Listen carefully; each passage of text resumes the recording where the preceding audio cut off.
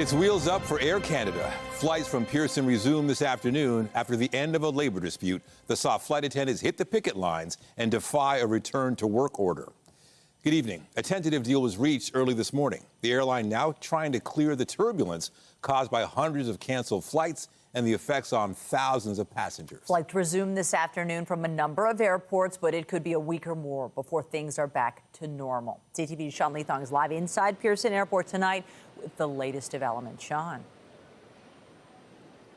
Well, Michelle and Nathan, Air Canada is saying that at best they'll get up to 53% of capacity today as they ramp up to 100%. But as you said, wheels are up, flights are moving, and some passengers are happy. Getting off the ground. The first Air Canada flights to leave Pearson in 3 days. Race, we won't back down. The strike by its flight attendants is over, with a statement from CUPE saying, unpaid work is over. We have reclaimed our voice and our power. When our rights were taken away, we stood strong, we fought back, and we secured a tentative agreement that our members can vote on. Of course, we're thrilled that we're going to be able to get the planes back in the air. The tentative deal coming at 4:30 this morning. No details yet, as members have yet to vote. Throughout the day, passengers began arriving at Terminal 1, creating a long line with many unsure if they'll be able to check in. Hopefully, finger crossed. The first flight leaving for Montreal just after 4 p.m. We have a ticket to go to Calgary. Paris Christelle arrived from France and was forced to wait days for a connecting flight to Calgary. She was one of the first to be able to check in. We are very happy, but very tired. Why am I stuck in Toronto for like 6 days now? At the help desk, Arsh Gosel booked on another airline to get his family home to Calgary, costing much more. The WestJet tickets we just bought that are leaving today, it cost us about 6,000, or yeah, 7,000 for 4 people. So the difference? 5,600. No, none of us know anything, so we're just kind of waiting to see if we get on planes and hope for the best. Shelley Desert and her family are trying to get home to Halifax. They have a flight booked, but can't get a boarding pass. What are you going to do? Sit here with my mom? I don't know. Now begins the task of getting things moving. There have been dozens of planes parked at the airfield for 3 days, and Air Canada has to get them ready to fly. Air Canada says it will take 7 to 10 days before they're back to full capacity, with the GTAA saying it's all hands on deck. There's been a lot of staff that have been brought into the airport to assist with that across the terminals. It's going to become busy out here on the airfield as these planes get towed back to the gate. Our apron control tower will be managing those movements. And the airline saying, do not come to the airport unless you have a confirmed flight. But if we haven't notified you yet, we do plan to operate your aircraft. And the slow process of restarting the country's biggest airline means it's likely that confusion for passengers will last for some time. One of the people we saw flying out today was actually CUPE National President Mark Hancock. He told us that this tentative deal is a 4-year deal, but wouldn't give any more details as the membership has yet to vote. Reporting live, I'm Sean Leathong. Nathan and Michelle, send it back to you. Thank you, Sean. While the return to the skies will be a welcome relief for those planning trips in the coming days, it isn't having an immediate impact on those who've been stranded by canceled flights. Thousands of passengers have been forced to make alternate plans and, in many cases, very expensive arrangements. CTV's Allison Hurst has been speaking with stranded passengers and joins us live with their stories. Allison. Nathan, the biggest frustration we've been hearing from passengers is the lack of communication from Air Canada. So some are taking it into their own hands, booking with other airlines for huge ticket prices, and others are getting creative. Welcome to Athens. This is where we are staying. First time in Greece. A trip of a lifetime for Kelsey Horner. Her sister and mom has found them grounded in Greece. I have phoned Air Canada umpteen times now, and there's been no answers. I can't get a hold of anyone. It's just ridiculous. We're sorry, but we cannot connect you to an agent right now due to exceptionally high call volumes. Horner says the first communication she got from Air Canada informed her their flights were canceled and they could not rebook them. She searched for an alternate airline and found one, charging $8,000 to get them all home. It's disgusting that other airlines are now gouging customers who are just trying to get home. Rami Risk and his extended family are running into the same problem, stuck in the south of France following a wedding. Average ticket is around $6,000 a person. So, that'd be $12,000 for just my family. They are staying in a hotel near the airport as they try to contact anyone from Air Canada. We're kind of in limbo. Still haven't been able to get a hold of anybody. We've tried every number. Advocates say passengers have a right to alternate transportation, but add they must refuse the refund. Once a new flight is secured, send the airline the bill. If Air Canada doesn't pay within 30 days, on the 31st day, I would serve Air Canada with small claims court papers. As planes start to get moving, Air Canada says it could take up to 10 days to be running at 100%. So some passengers are getting creative. Took a bus from Winnipeg to Toronto, and it was like almost a 36 hours bus. Four buses, 3 transfers, not easy at all. He did it to catch his flight on a different airline to Pakistan. I suffered a lot, and I really want them to at least give me an apology and refund my money. A feeling shared by many like Horner, left stranded. I didn't plan to add another $8,000 to my trip. With a giant unexpected expense to get home. Advocates say in the event of a strike, which is classified as outside of an airline's control, large airlines such as Air Canada are still required to book customers a new reservation for the next available flight that is operated by any carrier, and this includes competitors, and that Air Canada is supposed to foot the bill. Reporting live, I'm Allison Hurst. Back to you in studio. Thank you, Allison. Meantime, a class action lawsuit is in the works in Quebec for Air Canada passengers affected by the flight attendant strike. The lead plaintiff in the proposed lawsuit was rebooked on a flight 86 hours after her cancellation. Her lawyer says that violates the air passenger protection rules and states Air Canada has up to 2 days to rebook on its own planes or on the next available flight on a different carrier. The proposed class action also states Air Canada misled its customers to convince them to accept a refund. Meantime, a second class action has been proposed against Air Canada and CUPE. It claims the union illegally continued its strike. Still ahead tonight, the long-term fallout from the flight attendant strike. We'll look at what the decision to defy the back-to-work order could mean for other federal labor disputes. But first, a look at the forecast. Here's a live shot of the city. There's some rain coming down in most areas. Good for the grass and gardens, but maybe not so good if the kids have maybe soccer or baseball tonight. Lindsay Morrison is here with a look at the current conditions. Hey, Lindsay. Yeah, it's a win in some areas, Nathan, and maybe not so much in others. If you do have Tuesday evening plans, well, you're stuck with this. We've got widespread rain. It is light to moderate across most parts of the GTA right now, and we're going to be dealing with this for the next couple of hours before it tapers off and moves out. Any lightning right now appears to simply be over Lake Erie, so that's good news there. We do have an east wind right now. It's not overly strong, but it's kept our temperatures a little cool again today. For example, it is 16 degrees only in Muskoka, 18 in Peterborough. We are at 20 right now here in the city of Toronto. We dropped to 18 degrees for the overnight hours tonight. And then this cooler than normal trend is expected to continue for another day. We'll show you when it looks like we're going to dry out and warm up coming up. For now, Michelle, over to you. Thank you, Lindsay. Toronto police are looking for a vehicle that struck a female pedestrian in a parking lot in St. Jamestown this morning. Investigators say she was hit around 7:45 outside an apartment building at Parliament and St. James Avenue. Her injuries are described as not life-threatening. Police say the vehicle did not remain on the scene, and they're still searching for it. A description of that vehicle has not been released yet. York Regional Police are searching for a man wanted in a break-and-enter in Vaughan.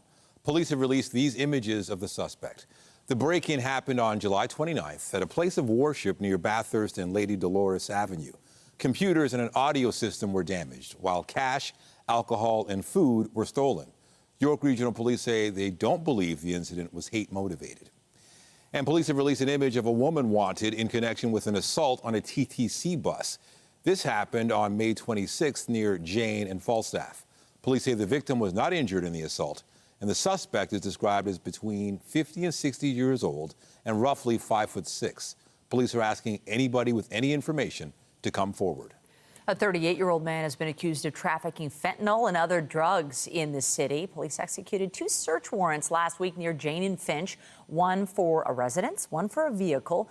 They recovered 2 handguns and ammunition, along with fentanyl, cocaine, crack cocaine, and a large amount of cash. John Menza is facing 20 gun and drug-related charges.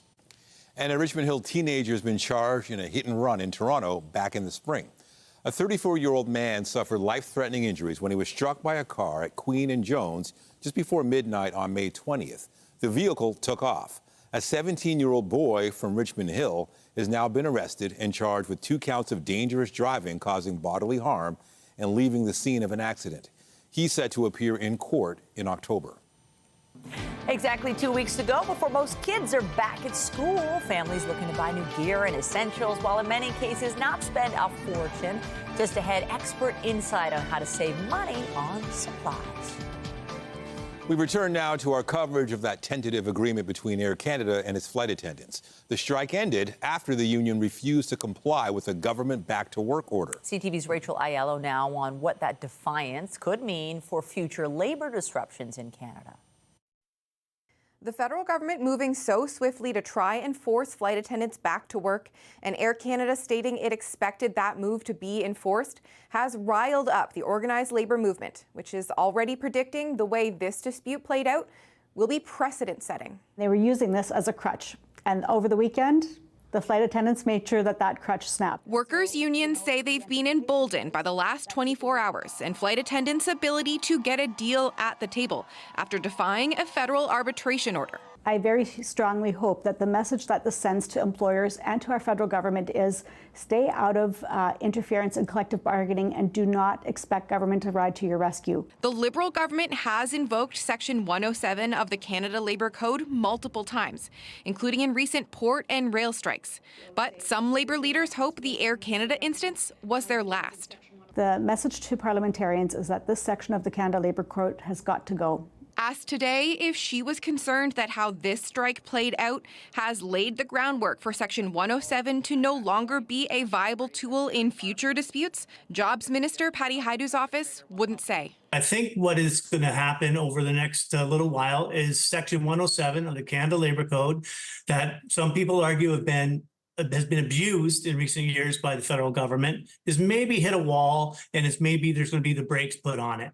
Because the only power that directive has is when workers comply. Flight attendants are denying your back to work order. The government is also being accused of misreading the public mood. Their decision to force flight attendants back to work so quickly actually inflamed the issue. It forced them to defy orders of government. It sort of really went against what I think the Carney brand is built on. And to many Canadians, that decision didn't really feel right. The question is now whether other unions would react similarly if talks break down. And with Canada Post heading back to the bargaining table in its protracted dispute with postal workers, we could soon get that answer. Rachel Aiello, CTV News, Ottawa. To the latest on the wildfires that continue to burn in a number of provinces. In Newfoundland, firefighters are hoping to get some help from the weather as 7 communities remain under evacuation orders. The Kingston fire continues to burn out of control. It's the largest of the 5 wildfires in the province. The government has assembled a committee to lead recovery efforts in the Conception Bay North area. An out-of-control wildfire in Nova Scotia's Annapolis Valley has grown to more than 32 square kilometers. But so far, no homes are believed to have been lost. The Long Lake wildfire is currently just over 3,200 hectares in size and is the only fire currently burning out of control in the province. In total, 107 homes were evacuated. And in BC, rain and cooler temperatures have helped the wildfire fight there. For now, though, evacuation orders, alerts, and a state of emergency remain in effect for the Mount Underwood fire outside Port Alberni. The fire has knocked out power to the town of Bamfield. There are about 65 wildfires burning in British Columbia, down from roughly 100 a week ago. The Prime Minister participated in a virtual meeting of the so-called Coalition of the Willing today. The group agreed their planning teams will meet with U.S. counterparts in the coming days to advance plans for security guarantees for Ukraine. The video call was hosted by French President Emmanuel Macron. He briefed fellow leaders on yesterday's talks between U.S. President Donald Trump and Ukraine's President Volodymyr Zelensky. Mark Carney was also on today's call. The Prime Minister recently affirmed Canada's steadfast support for Ukraine and offered $2 billion in military support. Canada's foreign minister also expressed support for Ukraine at a meeting of Nordic countries in Finland. There is an opportunity now to end Russia's illegal war in Ukraine. And as I said, security guarantees are essential to any just and lasting peace. The idea of a security guarantee, however, is not new this week. We have been discussing the importance of stable security guarantees at least since the Vilnius summit in 2023. Donald Trump promised security guarantees for Ukraine at his meeting with Zelensky on Monday. The U.S. president ruled out sending American troops, but suggested there could be some type of air support. Conservative leader Pierre Poilievre will return to the House of Commons next month after winning a federal by-election in Alberta last night. I am grateful that I will have the chance to be their humble servant, to fight every day and in every way for the people in this region who feed, power, and protect all of Canada. Poilievre won more than 80% of the vote in the riding of Battle River Crowfoot. He told supporters getting to know the people in the region has been the privilege of his life. Poilievre has already signaled he will call on the federal Liberals to begin construction of at least 2 pipeline projects and a road to the Ring of Fire in Ontario by mid-March.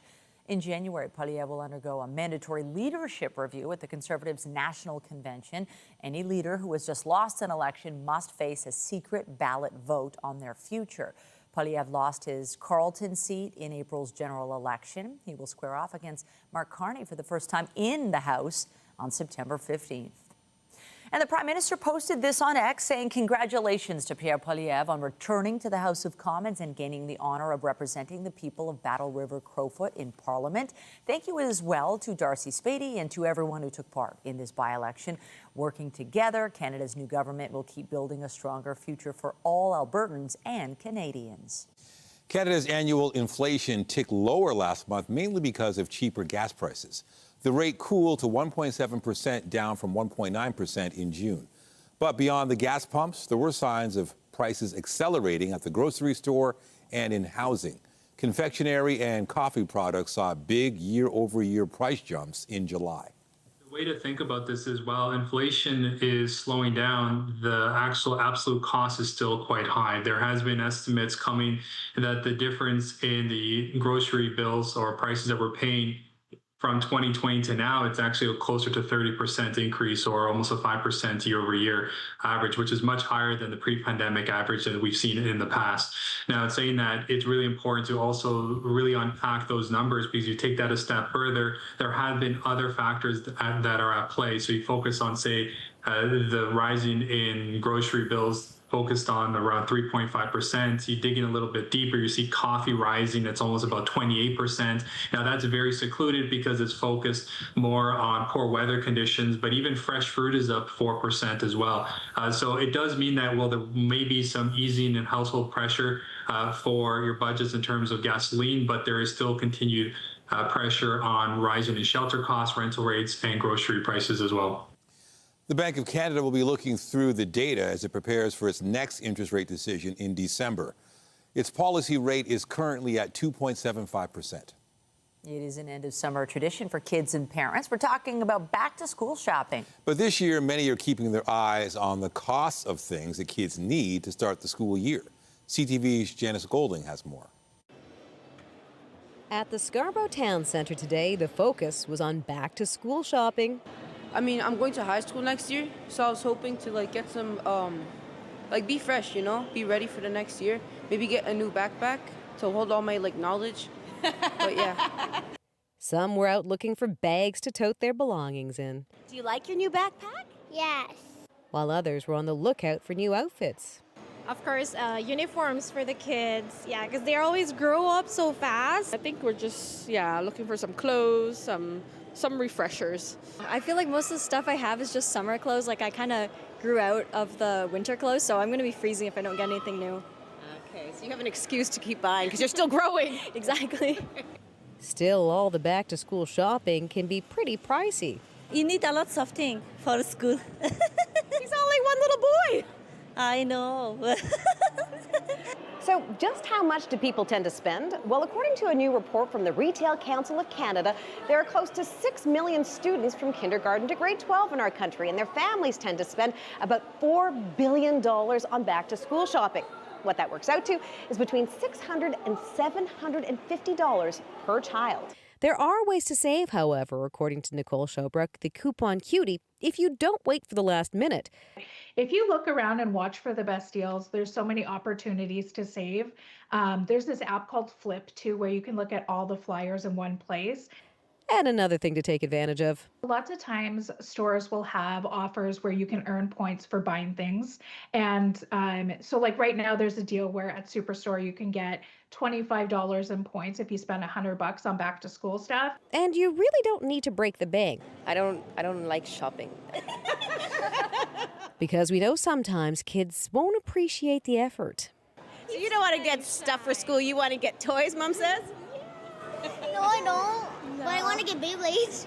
That being said, a little family time can be invaluable. You know what? It's been a long time, and she's much older, so it's just a chance to spend time together. Janice Golding, CTV News.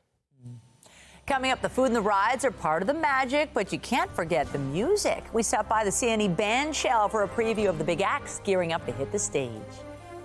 I'm Pat Foran. Coming up on Consumer Alert, it's something you never want to happen, getting a flat tire on the side of the road. But if you're renting a car this summer, you should know that many newer cars no longer come with a spare tire, which could leave you stranded. I'll have that story. That's just ahead. So we are getting some much needed rain today here in the city of Toronto. Before today, we had picked up about 42 millimeters of rain so far in August. Compare that to last year, almost 168 millimeters of rain. We also want to bring you up to speed on Hurricane Erin. It looks as though it is going to miss making landfall. However, large waves are expected right up the U.S. East Coast, with special attention being paid to the Outer Banks. Stay with us. We're going to take a look at your forecast for the rest of the week coming up. And we've got another full night of great shows for you right here on CTV.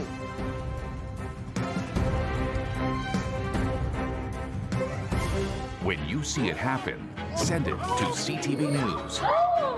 Text 10400 from your screen to ours. Text 10400. Most vehicles used to come with a full-sized spare tire, but about 30 years ago, manufacturers moved to a smaller tire, sometimes called a donut spare. Now, depending on the vehicle you drive, you may not have a spare tire at all, and that's also true if you're renting a car. Here's Pat Foran and Consumer Alert. A Toronto couple rented a car in Newfoundland to tour the province, but days into their trip, they got a flat tire. They were shocked to find out their car didn't come with a spare and say it was only the kindness of strangers that helped them get back on the road. You kind of have this assumption, or at least we have the assumption, that there would be a spare tire. Lisa Glass and her partner Matt Barber of Toronto recently spent 10 days in Newfoundland. They rented a car in St. John's to drive to Trinity. But along the way, they noticed one of the rental car's tires was losing air pressure. It kept going down, and then overnight, that night, it completely lost pressure, and we woke up the next morning and the tire was flat. They called the company they rented the car from, but couldn't get a response, so they decided to change the tire themselves. He went out to the trunk and opened it up, and there was no spare. Glass feels if a car doesn't have a spare, the driver should be made aware of it at the time of the rental. The last thing anyone wants is to be stuck on the side of a road in a remote area with no cell phone service, with no spare. CTV News reached out to Budget Car Rental but did not get a reply. However, it does say on their website the manufacturer may not have equipped your car with a spare tire. It may have an inflator and seal kit, which you can use to temporarily address a tire leak so you can return to the nearest rental location. You should check the vehicle before you leave with the car. Glass says while the rental car did have a sealant kit, it was not enough to repair the tire. Along with inflator kits, a car may also have a smaller size donut spare, and some luxury cars may have run-flat tires, which allow you to drive about 80 kilometers to get help. It's not just rental cars, you should check your own car too. In an effort from the manufacturers to lower production costs and reduce weight for fuel economy, they're just leaving the spare tire out. Glass says with the help of Good Samaritans, the car was towed to a shop, the tire was patched, and they were back on the road. But she wanted to warn others when renting a car, check if there's a spare. I want people to know that when they rent a car, there's not necessarily a spare tire in the trunk. Another reason companies are getting rid of the spare tire is when many people get a flat, they don't want to change it themselves or they don't know how to. Most drivers have a phone and will call for roadside assistance to get help. On your side, I'm Pat Foran. If you have a consumer story idea, email us at alert@ctv.ca. It is raining out there. We had clouds today, cooler conditions. I guess the question is, are we getting enough rain that it could impact plans tonight or not? I think for many people that is the hope, and I think there's a lot of reasons we should be happy with the rain coming down. Yeah, I mean, we've had a good streak of dry weather. We've had a good stretch of warm weather, so it was just a matter of time before suddenly it was a little below seasonal and we were getting some wet weather, maybe dampening a few of your plans. It is a good night, I think, to maybe stay inside, stay cozy. But if you're venturing out, like many folks are doing tonight, going to Rogers Stadium for the Chris Brown concert, yeah, I see a few umbrellas in the crowd there. This was taken a couple hours ago as fans were just starting to arrive at the Rain or Shine venue. Yeah, it looks like everything is proceeding. So if this is someone you know, or if you're just about to head out the door and head to take in the concert, well, you might consider a poncho, as we are going to see showers continuing. Light rain out there right now, light to moderate, in fact. And it's going to take a couple of hours for this all to clear out. So here's another look at the satellite and radar. Starting to get a couple of dry pockets in just west of the west end of the GTA. So that might impact us here in the next little bit in downtown Toronto, for example. But again, it's going to take some time before this exits entirely. We will be dealing with showers on and off through the evening hours and into the overnight as well. Tomorrow, still some lingering cloud, maybe a few leftover rain showers, but generally speaking, a drier day. So there's around 11:30 tonight. You can see we're starting to dry out in most corners of the GTA. 9 a.m. tomorrow, mostly cloudy skies. I'd bring the umbrella with you as you venture out the door just in case, but you'll notice that it does look like it's going to be a mostly dry day, but the possibility of wet weather is there.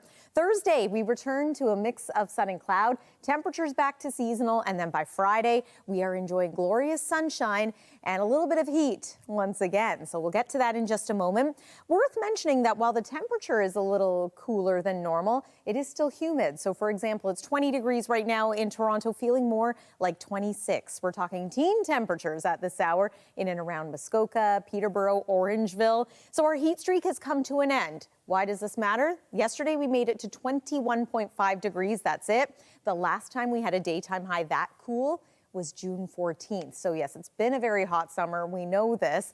As we make our way through the night tonight, 18 is our forecast low. We're technically still on the warm side of seasonal through the overnight hours, but we're cooler than normal during the day. Tomorrow, bit of a repeat again, 23 degrees, but it's going to feel more like 30, so definitely a bit muggy out there. Certainly cloudy, just the chance of a few showers. It's not going to be a washout of a day, and it is going to be a little bit warmer across some portions of extreme southwest Ontario. Closer you get toward London, for example, in the mid to even upper 20s in some cases, but around the GTA, low 20s again for us, in a very similar situation in through eastern sections of the province. Let's take you through the 7-day forecast. So there's a brighter sky for Thursday and for Friday too. 27 degrees on Friday is going to feel like 29. It's going to feel like 33 on Saturday. So there's your summertime heat making a return.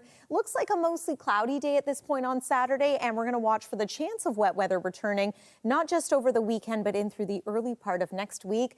Don't look now, but it looks like we could be in for another daytime high near 19 next Monday. So some cooler air in the long range too. That's the forecast for now. Nathan, over to you. Thank you, Lindsay. Also tonight, cutting the risk of kidney failure and cardiovascular disease. Health Canada approves the use of Ozempic for people with type 2 diabetes. We have the details. Health Canada has now approved Ozempic to reduce the risk of kidney decline among patients with type 2 diabetes. CTV's health reporter Pauline Chan has the details. Craig Lindsay was diagnosed with type 1 diabetes 31 years ago and later developed the chronic kidney problems that so often accompany diabetes. We underappreciate how hard it is living with a chronic disease. It's every decision. It's Do I have the energy to go for a walk? Am I making the right food choices? That's why he recognizes the importance of making Ozempic or semaglutide injections available now for type 2 diabetes patients with high risk of kidney disease, and that could be millions across Canada. Diabetes is probably the number one cause of kidney failure. It's not a small subset. So in Ontario, for example, I think Diabetes Canada says 1 to 1.5 million people are living with diabetes, prediabetes, or undiagnosed diabetes. And of the people who end up in full-blown kidney failure, fully 40% of them are struggling to manage diabetes. They're also at high risk of developing cardiovascular complications, including the risk of heart failure or accumulating salt and water in the body. And once patients have kidney disease, they're at an augmented higher risk of developing cardiovascular disease. Researcher Dr. David Cherney says Ozempic won't restore lost kidney function, but it is effective in reducing future damage. Patients have type 2 diabetes. They should be screened for kidney disease on a yearly basis at least. Lindsay, who took insulin and underwent dialysis for several years before getting a kidney and pancreas transplant, says Ozempic is not for everyone. For example, patients with gallbladder disease or pancreatitis may not be able to use it, but it will be another useful tool in the effort to preserve kidney function for many. Pauline Chan, CTV News. An exhibition highlighting the impact of Black culture on art and fashion has made its way to Toronto. It's all happening at the United Contemporary Gallery in downtown Toronto. CTV's Jessica Smith gives us a preview.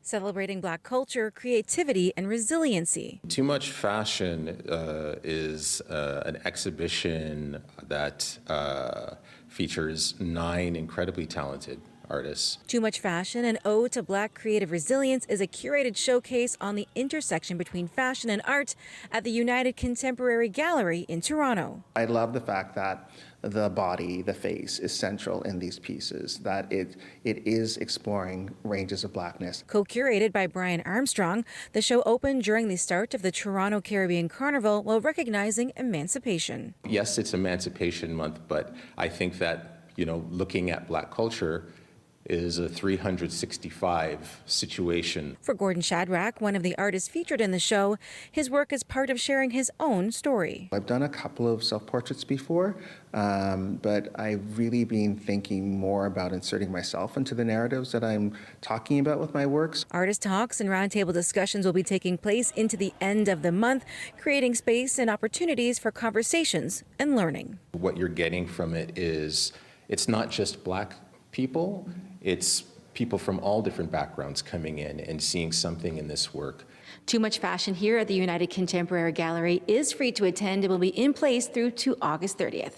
Jessica Smith, CTV News. After the break, the first-place Blue Jays try to get back into the win column after a dramatic loss in Pittsburgh. A preview of tonight's game against the Pirates coming up. Of course, we're thrilled that we're going to be able to get the planes back in the air.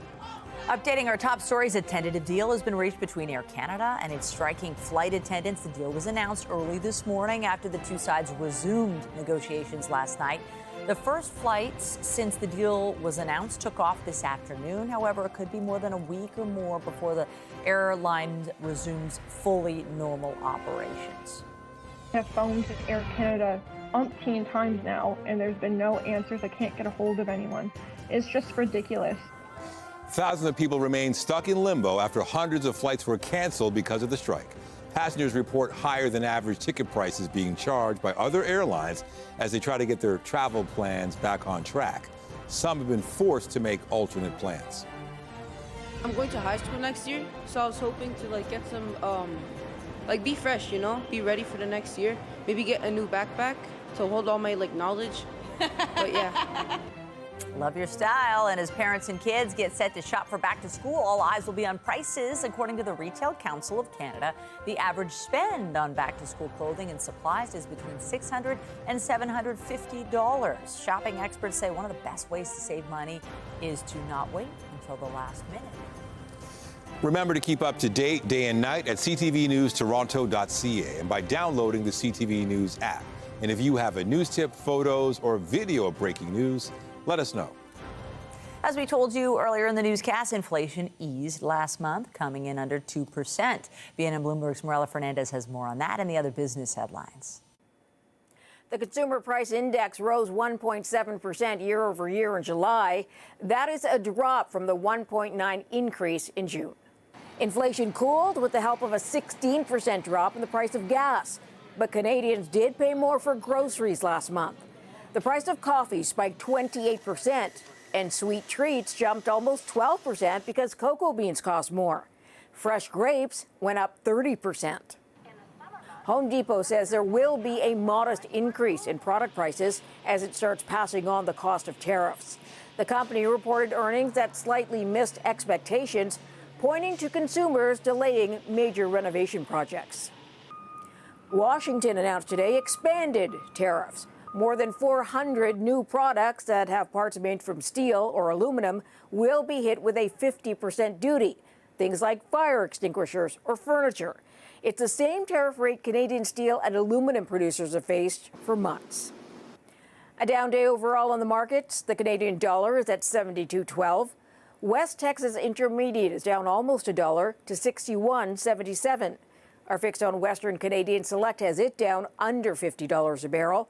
And the TSX dropped 98 points, ending the day at 27,823. Those are your business headlines. I'm Morella Fernandez. The Business Report is brought to you by Canadian Western Bank, the bank built for business. GTA-based defense manufacturer Rochelle wants to produce ballistic protection steel domestically for the first time. Ballistic steel is a special type of lightweight hardened steel which protects against blasts and bullets. Rochelle, which is based in Brampton, is partnering with a Swedish steel company in order to use its intellectual property to produce the ballistic steel in Canada. The news comes as Canada is looking to build up its defense sector in an effort to be less reliant on the U.S. amid the ongoing trade dispute with the U.S. The biggest home improvement chain in the U.S. is telling consumers they will end up paying the costs of American tariff uncertainty. Home Depot has missed its second quarter sales estimates as Canadian shoppers wonder what it could mean for them. CTV's Genevieve Beauchemin reports. The cost of a run to Home Depot to spruce up your home is likely to go up as the renovation giant says all its markets will be affected. And the price hike comes as no surprise to the handy shoppers picking up paint and wood at their hardware store. Manuel Riella just built a shed.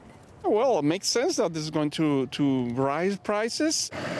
The announcement came out of Home Depot in the U.S., where half the store's inventory come from suppliers outside the country. Just 3 months ago, Home Depot said it would not add the tariffs to the price tag, but now it says the cost of some products across all its markets will rise. Economists say Canadian home renovators will feel the pinch because of the ripple effect. Because large American retailers like Home Depot want to keep similar prices on both sides of the border. So as they raise prices in the United States, we're going to see that spill over up here into Canada as well. The home renovation sector boomed during the pandemic. Profits for Home Depot soared. But in a new era of tariffs, the home renovation landscape has shifted, particularly in the U.S. In the face of uncertainty and interest rates, Americans are focusing on small projects and gardening, not major renos. Now in Canada, the cost of renovations has also been rising. Statistics Canada reported a 0.9% increase in costs last quarter. But economists say the situation between the U.S. and Canada isn't exactly the same for now. Here in Canada, because borrowing has become easier, it's now much easier for Canadian families to afford medium-sized or even large renovation projects. So we've not seen the same impact. Economists say it's probably a good idea to get to that long-delayed home renovation project, though, before prices get any higher. Genevieve Beauchemin, CTV News, Montreal. Quebec City is taking a high-tech approach to tackling congestion. The municipality is the first in Canada to partner with Google's Green Light project. The technology is meant to improve traffic flow, reduce congestion and greenhouse gas emissions. It uses driving trends from Google Maps and artificial intelligence to map traffic patterns, then make recommendations for specific intersections. Google says the tool could reduce frequent stops by up to 30%. Quebec City Mayor says the project has made it possible to adjust traffic lights at 11 intersections, and the initial results are positive. The Toronto Blue Jays will try to rebound tonight in Pittsburgh. Shoots one to right field. It's fair, and it'll bring in a run. Toronto lost 5-2 in last night's series opener that saw them make some costly errors. Tonight, Max Scherzer starting for the Jays, who are 5 games ahead of New York and Boston for first place in the American League East. Vladimir Guerrero Jr. is not in the starting lineup as a precautionary move. The first baseman left last night's game with left hamstring tightness after stretching out to make 2 stellar defensive plays, but an MRI showed no damage. The 5-time All-Star could return tomorrow afternoon for the finale of the 3-game set. Guerrero's hitting .298 with 21 home runs and 69 RBIs this season. The GTA is getting another professional lacrosse team, this one in Oshawa. The Albany Firewolves franchise will relocate to Oshawa beginning next season. After 4 seasons in Albany, the team will now play its home games at the Tribute Community Center. The Firewolves will become the 2nd National Lacrosse League franchise in the GTA, joining the Toronto Rock. According to Albany media, many of the players in the team already live in the Toronto area. The team had also struggled to draw fans. The league says the team will keep the name for the upcoming season, with more details about the brand to be unveiled in the coming weeks. A delicate operation is drawing a lot of attention in Sweden. This 113-year-old church is being moved along a 5-kilometer route to an all-new location. Thousands of visitors have descended on Kiruna, the city's northernmost town, to watch this amazing journey. A driver using a large control box is piloting the church as it travels about 12 hours this week. A major road was widened from 9 meters to 24 meters, and a viaduct was dismantled to make way for a new intersection. It is expected to move at a pace between 0.5 and 1.5 kilometers per hour. I'm impressed. I'm really impressed. I didn't think it was possible to move a church. The church is being moved as part of the town's relocation. It's happening because the world's largest underground iron ore mine is threatening to swallow the entire community. The journey is scheduled to end tomorrow afternoon. It's home to about 23,000 people. Just ahead, fuzzy, large, and small. They're going to weigh them all. A wild time at the London Zoo's annual weigh-in day. The CNE Bandshell lineup of musical guests brings a variety of acts for free with your admission to the fairgrounds. CTV's Andrea Case checked out some of the acts hitting the stage today. Do you want to make it look like I'm Sure, if you want to, anything you would do to normally. Working out the kinks and setting up the stage, platinum-selling viral sensation Jessia is going through a sound check before she performs at the CNE Bandshell, where so many big acts have performed before her. I feel like it's a rite of passage. Like even like going down into the dressing area and seeing like everybody who's played this stage before, I'm like, this is insane. And all of my cousins, they're from here, and so they've grown up going to shows at the CNE, and they're all coming, so it's gonna be really, really cute. I'm not pretty, baby, I'm just fine, 'cause I got a belly and I got a bone. In 2022, the BC native won the Juno Award for Breakthrough Artist of the Year. I did not expect it to become this huge anthem. I'm so thankful that this was the song that put me on the map. And like, I'll never forget, I played Calgary Stampede was like the first show that I ever played. And a girl came up and she had a crop top on and she was like, you are the reason that I'm able to wear this crop top today.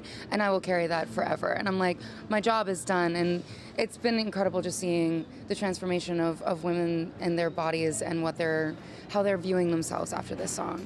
The singer-songwriter will be joined on a triple bill with Rev and Akila, a fellow Canadian R&B singer.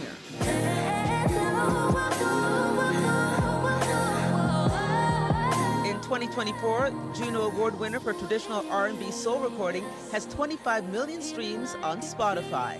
Rain or shine, the show goes on at the CNE Bandshell. Whether people want to come and see an act they love or just want to come and rest their feet, it's open every day of the CNE. So far, Sean Desmond and Loverboy, some of the acts that have played. To come, Julie Black, the Commodores, Dean Brody, and Mariana's Trench. Andrea Case, CTV News. Finally, tonight was a big day for thousands of animals at the London Zoo. Important statistics were collected on everything from giant tortoises to penguins and everything in between. This was weigh-in day at the zoo in the UK capital. It is the annual health check for 10,000 animals across more than 400 species. Everything from the smallest snail to the tallest giraffe had its weight and measurements carefully recorded. It's also a way to track growth and monitor pregnancies. The results are shared with conservationists around the world through a global database. The weigh-in may only happen once a year, but the results are used every day to help protect animals both in the zoo and in the wild. Makes you wonder if it's fun for the zookeepers or not. How cool is that, though? I love seeing them jump right up on the scale, willingly like that. It's like they're used to it. Yeah. All right, well, we're used to weather about this time, so give us a sense of how this rain is going to proceed. What we're maybe not used to anymore is rain and below seasonal temperatures, but we've got both of those tonight happening. Here's one more look at the satellite and radar. I do think we're going to see any light rain out there taper off over the next little bit here, but we won't be completely dry until we make our way into the day tomorrow. And even still, we hold on to the chance of showers. It looks like it's going to be a mostly cloudy Wednesday for us, with a best chance of maybe a passing shower in the morning. Here's a look at our forecast daytime high, 23 degrees in Toronto, but it's going to feel like 30. So certainly a humid day tomorrow, even though core temperature-wise, we're a little cooler than we expect to be at this time of year. Average daytime high is 25 degrees. We're back there by Thursday. We're warmer than that for Friday and for Saturday. Look ahead to next week, though. It looks like some cooler air is going to return once again. So perhaps this is our new summer pattern. Nathan and Michelle. Okay, we've been warned. Thank you, Lindsay. That's it for us, but you can join Omar Sachedina at 11 for CTV National News, followed by Zoraida Alman with our next local newscast at 11:30. Meantime, our coverage continues anytime on CP24 and at ctvnewstoronto.ca. For Lindsay Morrison and all of us here at CTV News, thanks for watching and have a good night.